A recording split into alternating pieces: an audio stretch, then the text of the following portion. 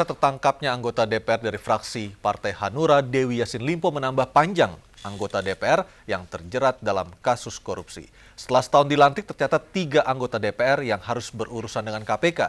Dan ironisnya, seluruhnya berasal dari partai pendukung Presiden Joko Widodo dan Wakil Presiden Yusuf Kala.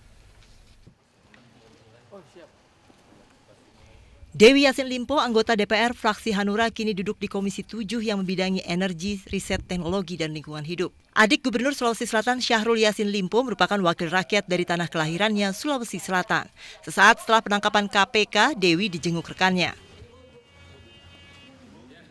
Ingin memastikan apakah Ibu Dewi benar Ibu Dewi, dan memang seperti itu, tetapi kita tidak tahu statusnya. Gitu kan, dan daripada menunggu lama maka kami akan kembali. Berarti teman partai, Bang? Enggak, saya bukan teman partai. Baru setahun dilantik, terdapat 3 anggota DPR yang tertangkap tangan KPK. April lalu anggota fraksi PDIP Adriansyah ditangkap KPK saat Kongres PDIP di Bali.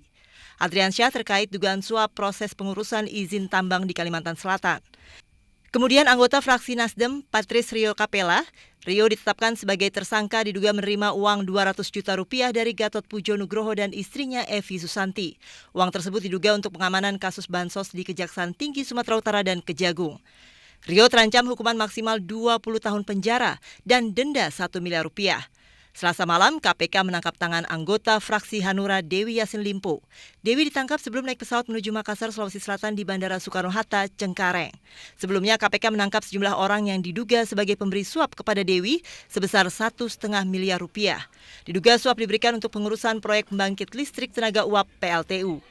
Dengan demikian, hingga kini 3 anggota DPR periode 2014 hingga 2019 menjalani proses hukum di KPK. Ironisnya, ketiga wakil rakyat tersebut berasal dari partai pendukung pemerintahan Jokowi Yusuf Kala. Sebelum penetapan politisi Nasdem Rio Capella sebagai tersangka, 6 fraksi pendukung pemerintahan Jokowi JK gencar mewacanakan revisi Undang-Undang KPK. Dalam draft rancangan Undang-Undang KPK terdapat sejumlah pasal yang dinilai melemahkan KPK, misalnya membatasi masa kerja KPK hanya 12 tahun. Ironisnya, pemerintah dan DPR hanya sepakat menunda, bukan melawan pelemahan KPK. Tim Liputan MNC Media melaporkan.